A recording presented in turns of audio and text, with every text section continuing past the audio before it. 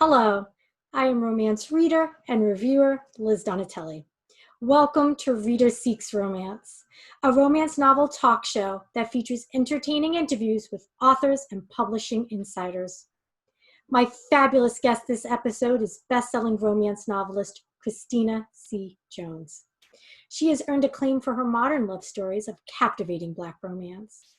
Christina and I chatted about her newest female protagonist, a former assassin, in The Reinvention of the Rose.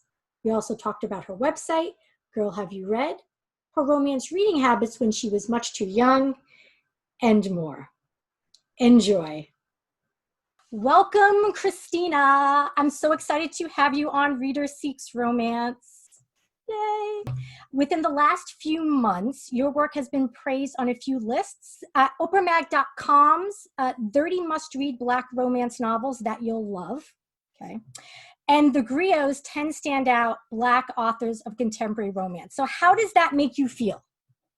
It makes me feel really good. I'm really happy to see more Black indies specifically. We don't really have the machine of traditional publishing behind us. And so, a lot of times we tend to get left off those lists. And so I was really, really glad to see, even if it wasn't me, like it could have been any of us. Like I know the Oprah list specifically, there were several indies mentioned on that list. And so I was really, really excited for that. But it feels like a really positive change to me. So now I personally have read 3 of your many novels. First of all, I have to say I went on your website and I counted. Okay. You have, I believe, 16 audiobooks out and 52 novels and novellas, because you mostly do a lot of short form. I have read The Point of It All, which I loved and I reviewed on All About Romance website, Relationship Goals, and Collision Course, book 1 in Clark Brothers. Mm-hmm. So I am repeatedly drawn to your work, not only for the toe-curling sex scenes, okay, but for your female protagonists. They are hands down my favorite. They are body and sex positive. They are fiercely confident, and they know their own mind. None of this namby-pamby, oh, I don't know if I love him. And they overcome their own personal challenges while inspiring the men they love to be better. Mm-hmm. How do you do it? To what do you attribute your ability to write such fabulous and compelling heroines? I feel like I tend to write, I don't want to say that I write the women that I know, because I don't know that I've ever written a heroine that was just very directly like, this is my best friend and I'm going to write a story about her. But I think that the women that I know, I feel like the qualities that they have, and honestly, the qualities that I admire and they admire, I feel like they all kind of come into play. But at the same time, I think that not all of them have quite that confidence. There's definitely some that I do kind of take on that journey to get there. They're not all there, but I definitely try to, by the end of the book, to get them there, just because when I'm reading, I want to see, trying to figure out how to phrase this. I don't want it to be, at the end of the book, this woman is, well, she fell in love and that just fixed everything. Like I never want it to be that. I always want to make sure that I'm showing that, love doesn't fix it, and love isn't necessarily an award for fixing it either, but it can be a really, really great compliment to that journey of finding that confidence and finding that place where you're really secure in who you are and where you're heading and all of that. Tell me about your newest protagonist, Tempest, in The Reinvention of the Rose. Oh, Tempest. So this is going to be a bit of a spoiler, and I'll try to do this with as few spoilers as possible. But Tempest is a former assassin. And there was this organization that I introduced in another book, a book named Deuces Wild, which is part of a whole other series. But I introduced this organization, and from the time I wrote that book 2 years ago, 3 years ago, it had been in the back of my mind, like the heroine in that book was part of this organization and she ends up taking the organization down. But it was always in the back of my mind, like, okay, what happened to the other people in this organization? It wasn't just her, it was a big organization. And so it stayed at the back of my mind. And then this year I was finally able to, kind of go ahead and really move forward with it. Tempest was actually not the first of these women, called Roses is what they were called. She was actually not the first, but she was the first one that I was able to really dig into. And she's so she definitely thinks like a former assassin. Like there's even at some point in the book where she's thinking about the hero, like he's upset her, and she's justifiably upset. And she's talking to a friend, and she's like, I could just kill him and just be done with this. I wouldn't feel like this. This would be over. And her friend is like, well, no, you can't do that. Like that's not okay. That's not the way to, not only is it not okay, but it also won't actually solve the problem. But the reinvention of the rose is really just this exploration of her kind of figuring out who she is now that she is not a brainwashed assassin anymore. Now that she's not that anymore, she has this opportunity to kind of become whoever she wants to be and carve out her own life. And this is the first time that she's ever known this opportunity to do this. And so it's an exploration of, it's kind of a self-love exploration, and there's a romance to it as well.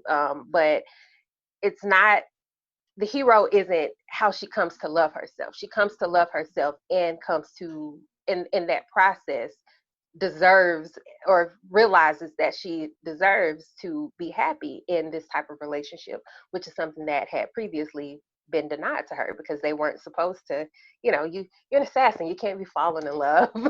Terry, not only are you a writer, but you're a co-founder of Girl Have You Read, which Yes. is a digital platform that consists of a website and a branded podcast.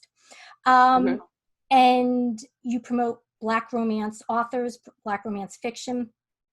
First question, how do you define Black romance and Black love in Black romance? So Black love and Black romance, for those who might not be familiar. Okay. Well, I do want to shout out our co-founder with Alexandra Warren, who is also a Black romance author. But the way that we define that is romance that's taking place between two or maybe more Black characters. Is very, our intention is for it to be very inclusive. The only thing is that, the platform is for hashtag Black love, and that's, so we want all parts of the relationship to be happening between Black people, and that's not to exclude anyone else, but largely historically Black romance has not had a platform. We haven't had much space, and so with the space that we've carved out, we want to give that space to people, to women who, who look like us, who are in relationships that look like ours, or, not just like ours, but with people with Black people. Like that part is important to us because when we started writing, and especially when I started writing, we didn't have that space. Like we didn't have a space like that was for us, that would promote us, that, that centered us. And I think that that's something that's important. If you're looking for Black romance, we've got you.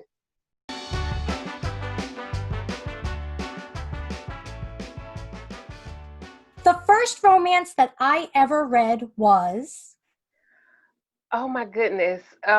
Something by Danielle Steele, and I cannot call it to name. I cannot call it to mind right now, but and I can't remember many of the details, but I do remember the heroine was an actress, and I remember her, like, she was like in her dressing room, and I want to say the cover was like green.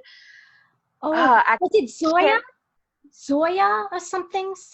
I think there was one with a, Possibly. I can't. Oh my goodness. I have not thought about that in a very long time, but I was way too young. The first romance that I remember, like that I can remember the details and all of that, was Eric Jerome Dickey, Friends and Lovers, which was like really, it was, I won't say it was the very first time time that I had ever read Black characters, but I mean, this was this was like 1990. It was 1990 something. So, and again, I was too young to be, I was too young to be reading it anyway. My local, like the librarian in our city, she was just trying to be helpful, and she knew that there were Black characters in that book. And so she Right. put that in my hands. And it really awakened something in me. I'd never seen or read things like that. I mean, I watched TV, but I had never seen, Black people represented like that in literature. Writing sex scenes is blank. Stressful.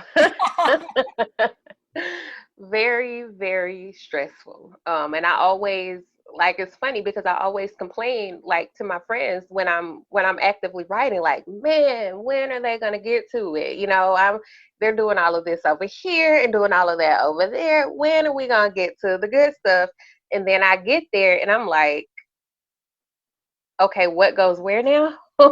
Like, what? It's like all of a sudden I don't know how it goes anymore, and it's just, again, stressful. Readers should read one of my romance novels because. I love Black love. I feel that you can feel it coming through everything that I do. Like, it permeates everything.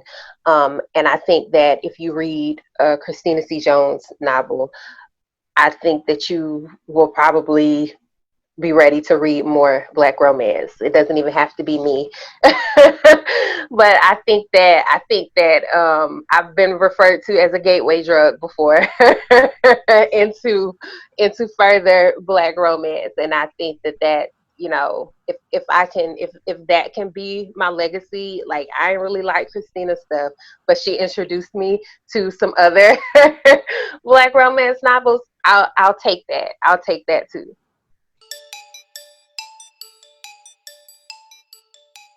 Would you consider writing a minor character like a wacky coworker or a sex therapist named Liz Donatelli?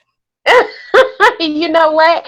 My next romance, the book that I'm working on right now, is centered around a TV station. And so, you know what? I may just have to find some room. Oh, I'm so excited. I was prepared for you to say, no. Well, it has been a delight and a real thrill to talk to you, Christina. Thank you again for taking time to Thank you chat. for having me.